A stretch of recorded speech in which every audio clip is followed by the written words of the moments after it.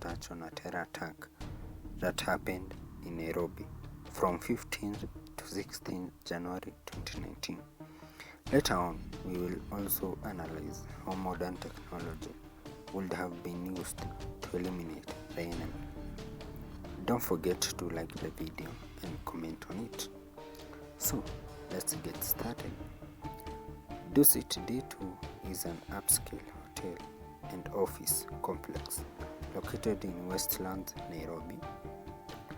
5 attackers would stage themselves to carry out the terror attack, but fate would have them. They were eliminated in just under 55 hours by the Recce Squad and an infamous British SAS operator known as Chris Craighead, who played a crucial role in neutralizing the attack. The 5 terrorists were namely: number 1 was Ali Salim Gishunge, whose residence will later be traced to Kiambu, Gwango location. Number 2 was Ahmed Hassan Azam. Number 3 was Khalid Rezeki. Number 4 was Muhammad Adan Nur. And number 5 finally was Abdul Kani Arab Yusuf. On January 15 at 2:30, these attackers would start the attack after one of them blew himself up at the center of the complex, raising multiple alarms and people escaping in different routes.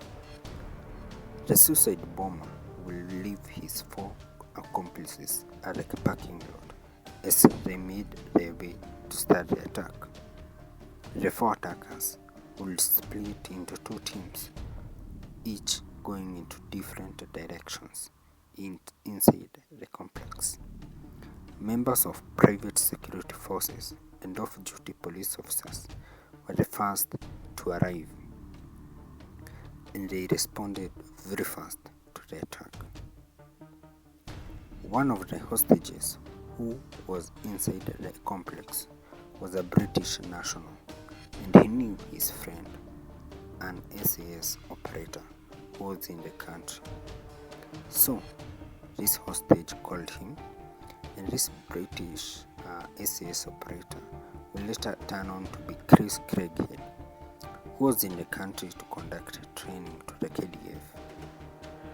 And this is the gear that Chris only wore as he drove fast to the scene.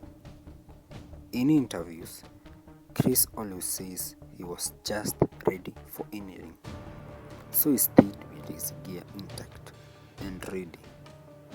Chris Craighead began clearing floor by floor as he was seen in the mainstream media. He saved many hostages out safely, and his regiment team slogan, which is always "Who dares wins," was instilled in his training.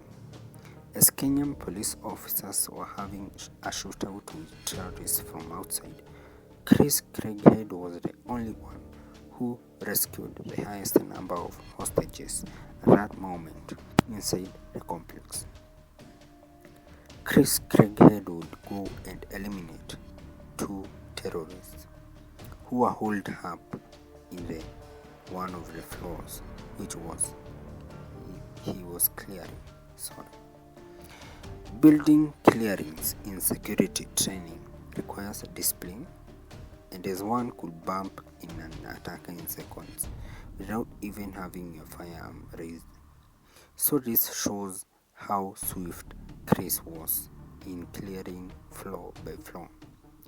If you look at this illustration here, I showed the design of the building, and to think that Chris just went in without knowing the number of attackers who are there shows the super bravery the man he was.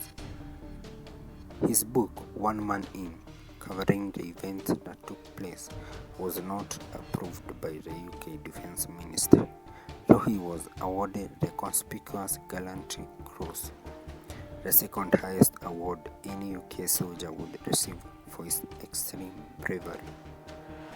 Chris would later on retire from the forces and face PTSD as a result of the events that took place, but later on he was able to overcome it and is now living in the United States.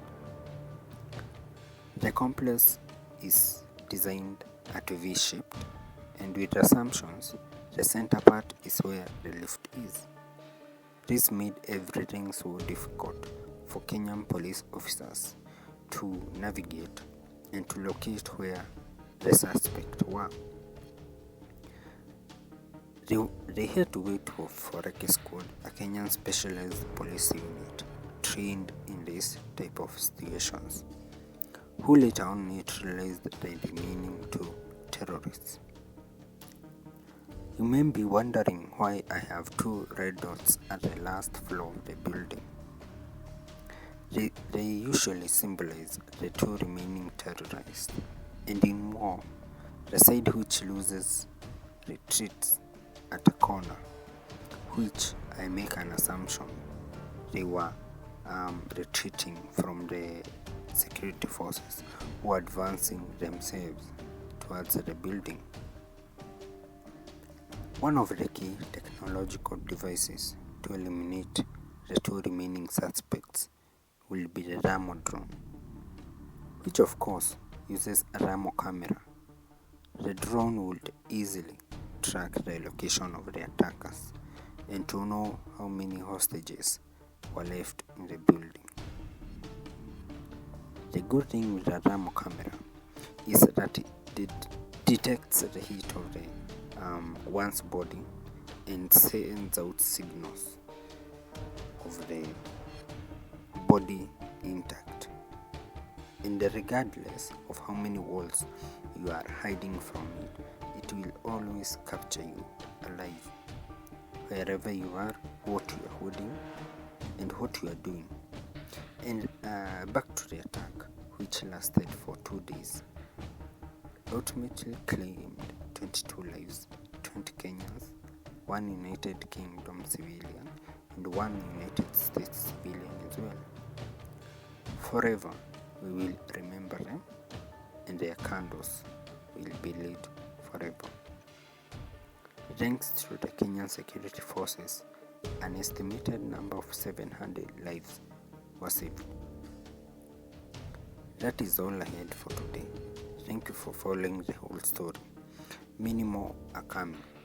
Don't forget to like the video and comment from it which story next I should tell you guys, and analyze the security precautions which to be used. Thank you.